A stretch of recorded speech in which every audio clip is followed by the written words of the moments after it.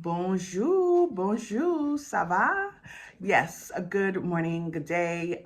It is me back with another video.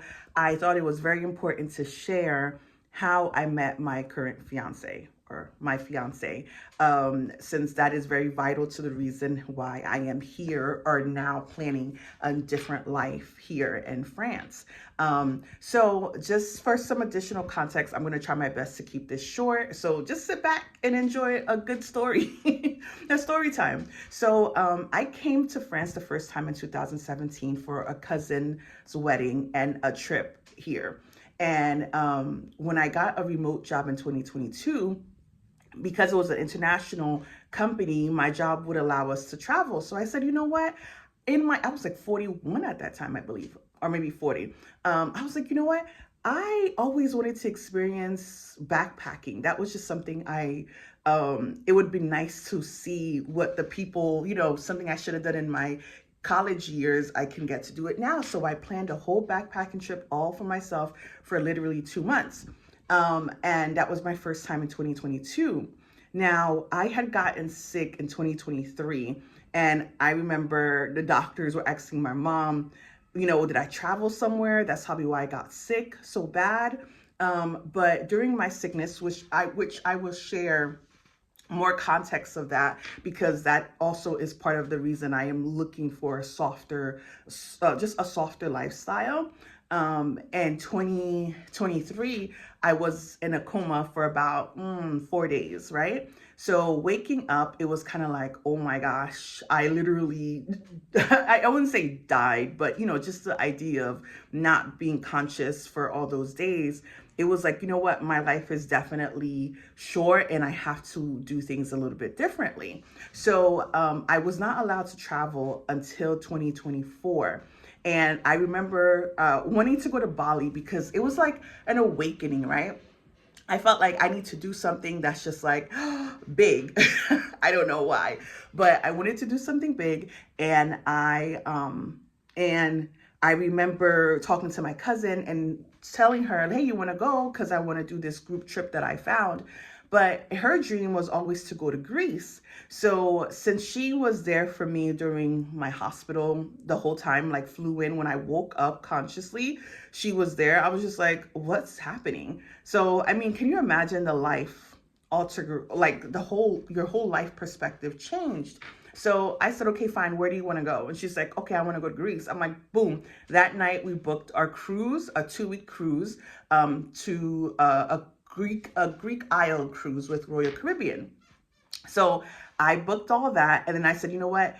It was leaving from Rome, so I will stay in Europe because I wanted to kind of to bounce around France and see what cities I like. During that time, between from the time I got sick to 2024, I was recovering, right? I was understanding like, okay, trying to change my life in terms of like, things I need to change physically, overall for myself. And also just, I was in a relationship with someone during that time, which was not the best thing, because there was more important things I needed to focus on. But of course, I put myself in that situation, and that relationship was kind of wrapping up for me anyways. So I knew I was planning for a new phase in my life.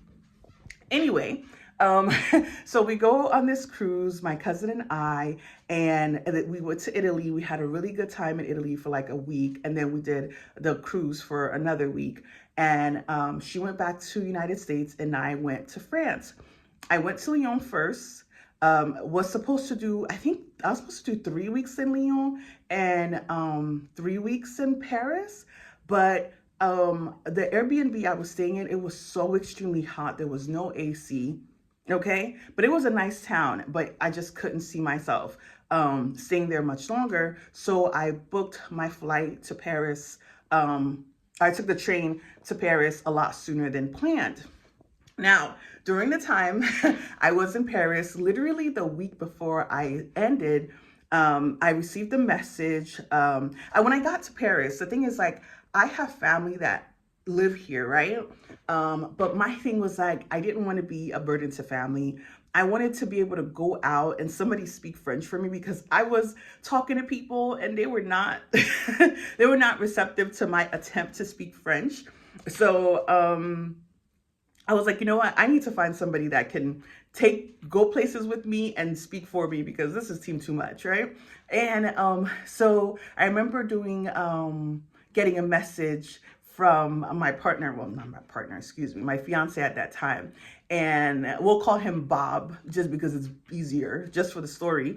So Bob messaged me and was asking me, like, oh, how long you're here? I'm like, oh, I'm here for just one more week or whatever. And he was like, what is some things that you haven't done